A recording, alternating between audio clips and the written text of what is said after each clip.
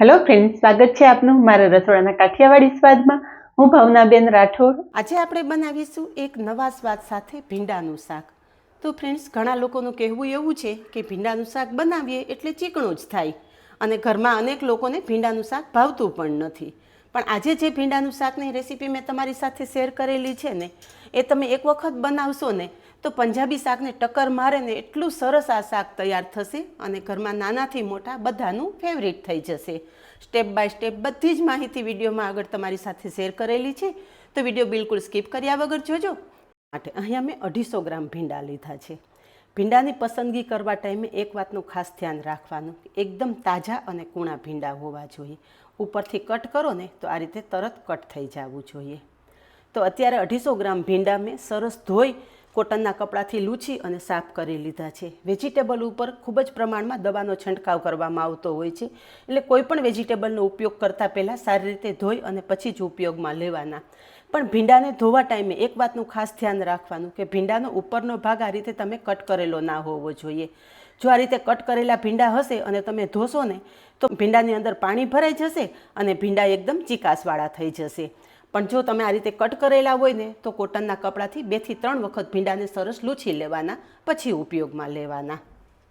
ભીંડાનું પાછળ અને આગળનો ભાગ અલગ કરી 2 ભાગ કરી અને મીડિયમ સાઇઝના ટુકડા કરી લેશું. તો અહીંયા તમે જુઓ કે એકદમ મસ્ત કૂણો ભીંડો છે. ઝીણા બિયાવાળો ભીંડો હશે ને તો શાક સ્વાદમાં મીઠું થશે. ભીંડા સમારી લીધા છે. આ રીતના બધા જ મીડિયમ સાઇઝના ટુકડા કરી લીધા છે. હવે આગળની પ્રોસેસ ગેસ પર કરશું. શાક બનાવવા માટે ગેસ પર કઢાઈમાં તેલ ઉમેરશું. પહેલાં આપણે ભીંડો સાંતળવાનો છે, એટલે તેલનું પ્રમાણ થોડું વધારે રાખેલું છે. તેલ ગરમ થતાં સમારી રાખેલો ભીંડો કઢાઈમાં ઉમેરી દેશો.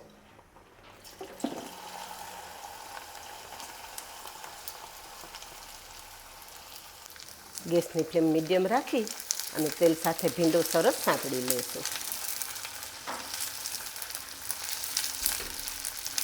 ફ્રેન્ડ્સ, જો તમારું ભીંડાનું શાક ચીકણું થતું હોય ને તો આ વિડીયો ખાસ તમારા માટે છે. આ રીતે તમે ભીંડાનું શાક બનાવશો ને તો બિલકુલ ચીકણું નહીં થાય અને સાથે જો આવો સ્પેશિયલ મસાલો ઉમેરો ને તો શાકનો સ્વાદ ડબલ થઈ જાય. ભીંડા સંતળાય ને ત્યાં સુધીમાં આપણે 2 પ્રકારના મસાલા તૈયાર કરવાના છે, તો એ કરી લઈએ. મિક્સર જારમાં 2 ચમચી સફેદ તલ, 2 ચમચી સૂકા ધાણા, 1 ચમચી વરિયાળી અને 2 ચમચી જેટલી દાળિયાની દાળ ઉમેરશું. ફ્રેન્ડ્સ, આ મસાલા સાથે તમે ભીંડાનું શાક કરશો ને આંગળા ચાટતા રહી જાવ ને એટલું મસ્ત આ શાક તૈયાર થશે. તમારી પાસે જો દાળિયાની દાળ ના હોય તો દાળિયાની દાળની જગ્યાએ તમે થોડો શેકેલો ચણાનો લોટ ઉમેરી શકો છો. અહીંયા બધી જ સામગ્રી પીસી લીધી છે. ફ્રેન્ડ્સ, આ રીતે તમે મસાલો મિક્સ કરી અને 4 થી 5 મહિના સુધી ફ્રીજમાં સ્ટોર કરી શકો છો. તમે વધારે ક્વોન્ટિટીમાં બનાવી લેશો ને તો કોઈ પણ રેગ્યુલર શાકમાં તમે માત્ર 2 થી 3 ચમચી ઉમેરશો ને તો પણ શાક એકદમ ટેસ્ટી જ બનશે. મસાલો એક બાઉલમાં કાઢી લેશું. આ મસાલામાં આપણે બધી ડ્રાય સામગ્રી જ ઉમેરેલી છે, એટલે સ્ટોર કરવામાં તમારે બિલકુલ પ્રોબ્લેમ નહીં થાય. પેલો મસાલો સાઈડ પર રાખી દેશું અને અહીંયા મેં અડધો કપ દહીં લીધેલું છે. અડધા કપ દહીં સાથે 1 ચમચી લસણની ચટણી ઉમેરશું અને દહીં સાથે સરસ મિક્સ કરી લેશું. ફ્રેન્ડ, લસણની ચટણીનો વિડીયો મેં તમારી સાથે ઓલરેડી શેર કરેલો છે. મારી રીતે બનાવેલી ચટણી જો તમે સ્ટોર કરશો ને તો 2 થી 3 મહિના સુધી ખરાબ નહીં થાય અને એ ચટણી તમે શાકની જગ્યાએ પણ ઉપયોગમાં લઈ શકશો, એટલી સરસ તૈયાર થાય છે. લિંક તમને ઉપર આઈ બટન પર આપી દઈશ. તો અહીંયા તમે જુઓ કે લસણની ચટણી દહીં સાથે સરસ મિક્સ થઈ ગઈ છે અને આ બાજુ આપણા ભીંડા પણ સોફ્ટ થઈ ગયા છે. અહીંયા થોડી વાર પછી જોઈએ ને તો ભીંડામાંથી બધી જ ચીકાશ દૂર થઈ ગઈ છે અને ભીંડો 70 થી 80% જેટલો કૂક પણ થઈ ગયો છે. તો સાંતળેલો ભીંડો છે ને એક પ્લેટમાં કાઢી લેશું.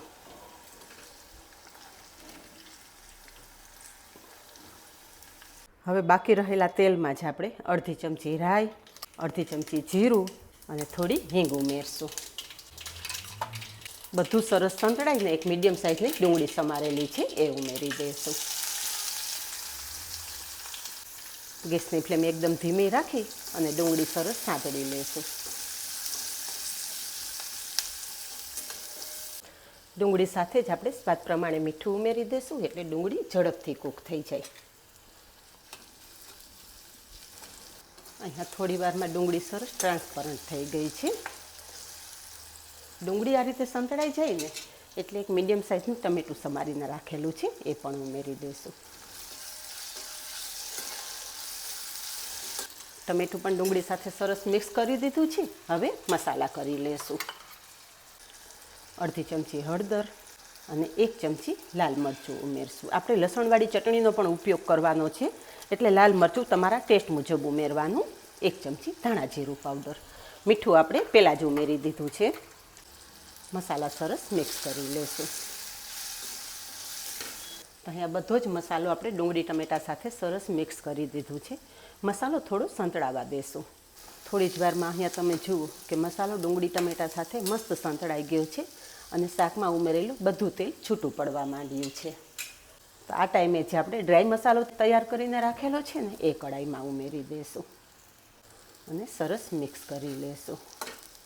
તો અહીંયા તમે જુઓ કે ડ્રાય મસાલો આપણે ડુંગળી ટમેટા સાથે મિક્સ કર્યો ને એટલે શાકમાં ઉમેરેલું બધું જ તેલ શોષાઈ ગયું છે. પણ થોડી વાર તમે મસાલો સાંતળશો ને એટલે બધું તેલ છૂટું પડી જશે. અહીંયા જુઓ કે થોડી વાર મસાલા સાથે સાંતળ્યા પછી બધું તેલ છૂટું પડવા માંડ્યું છે. ફ્રેન્ડ્સ, આપણી ચેનલમાં બનતી બધી જ રેસીપીમાં હું નાની નાની અનેક ટિપ્સ તમારી સાથે શેર કરતી હોઉં છું. તો ફ્રેન્ડ્સ, મારા વિડીયો તમને પસંદ આવતા હોય ને તો તમારા ફ્રેન્ડ્સ અને ફેમિલી ગ્રુપમાં શેર કરવાનું બિલકુલ નહીં ભૂલતા. હવે આ મસાલો પણ ડુંગળી ટમેટા સાથે સરસ સંતળાઈ ગયો છે. તો આપણે દહીં સાથે જે લસણની ચટણી મિક્સ કરેલી છે ને એ દહીં કઢાઈમાં ઉમેરી દઈશું. આ ટાઈમે ગેસની ફ્લેમ એકદમ ધીમી જ રાખવાની છે. પંજાબી શાકને ટક્કર મારે ને એટલું મસ્ત આ શાક તૈયાર થશે. ફ્રેન્ડ્સ, શું તમે આ મસાલા સાથે ક્યારેય ભીંડાનું શાક બનાવેલું છે? ના બનાવ્યું હોય ને તો ચોક્કસ એક વખત બનાવજો. ઘરમાં નાનાથી મોટા બધાને પસંદ આવે ને એટલું મસ્ત આ શાક તૈયાર થશે. અહીંયા દહીં મસાલા સાથે મસ્ત મિક્સ થઈ ગયું છે અને દહીં મિક્સ કર્યા પછી તમે જુઓ કે આપણી ગ્રેવી થીક લાગે છે. થોડી વાર થશે ને એટલે દહીં મસાલા સાથે સરસ મિક્સ થઈ જશે અને બધું તેલ છૂટું પડવા માંડશે.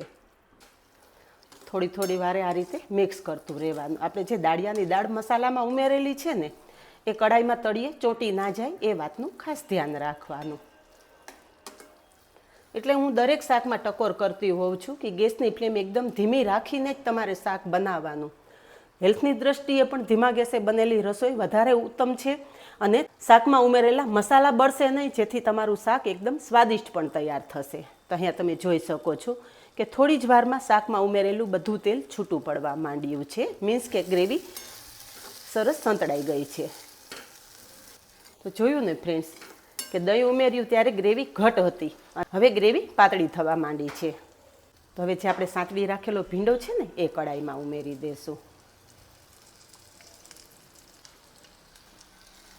અને મિક્સ કરી લેશું.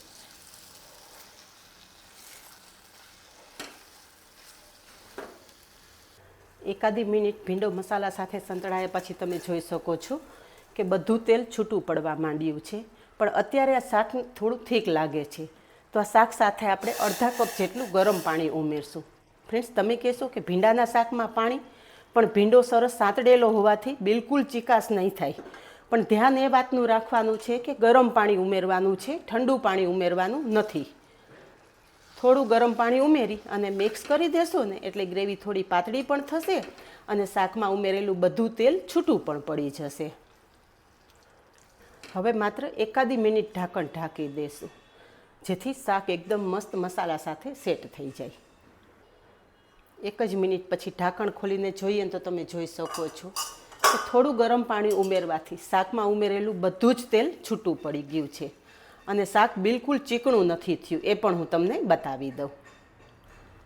હવે છેલ્લે શાકને વધારે ટેસ્ટી બનાવવા અને પંજાબી ટચ આપવા માટે થોડી કસૂરી મેથી ઉમેરશું અને એની સાથે જ એક મોટી ચમચી તાજા દૂધની મલાઈ ઉમેરશું. મલાઈ આ રીતે શાકમાં સરસ મિક્સ કરી લઈશું.